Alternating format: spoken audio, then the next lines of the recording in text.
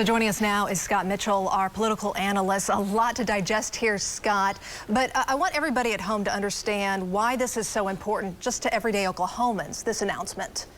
Well, he's a very senior Republican who had armed services. Oklahoma's got this burgeoning defense industry right now in Oklahoma. And there may be something going on across the globe that might have something to do with defense.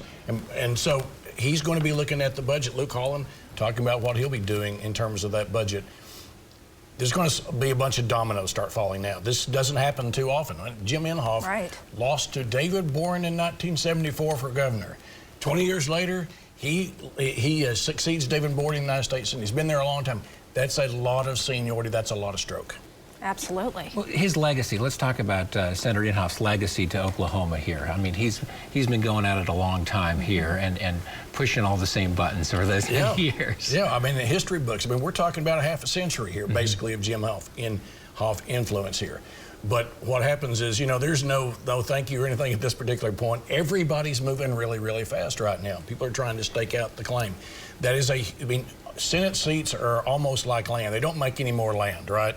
Senate seat openings happen once in every 20 years or so.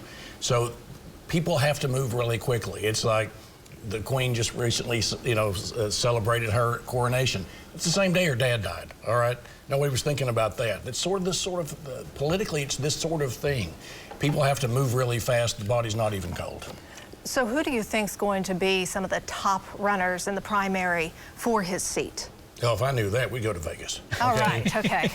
But I know you have some ideas on who's going to jump up here. There are more no's than there are yeses today. I mean, I think the smart money is going to be saying, I think Congressman Hearn, Congressman Mullen, Lieutenant Governor is going to be taking a look at it. Former Speaker T.W. Shannon, who was a rock star until he ran against Senator Langford, then Congressman Langford. He's been in the wings waiting for this, a very attractive candidate. And, of course, Luke Holland. There could be 4 or 5 people in this. But, Carl, that opens up congressional seats, statewide seats. I mean, the dominoes go far beyond the Senate seat. Yeah. And our Storm Jones, by the way, he's got a list, and he's going to give us the lowdown on some of the candidates out there as well. So we appreciate it. We'll be talking with you more throughout the afternoon. Any final thoughts, though, you want to give us right now on this big announcement?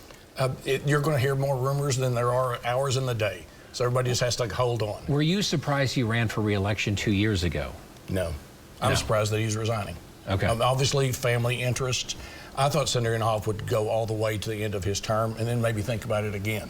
But obviously, family comes first for him, and that's what's happening here. Okay. How hard is it going to be for a Democrat now to get in? The door's open now. Pretty hard. Okay. Man, it's a pretty red state. Yes. Scott Mitchell, thank you so much for your insight. As always, we appreciate that.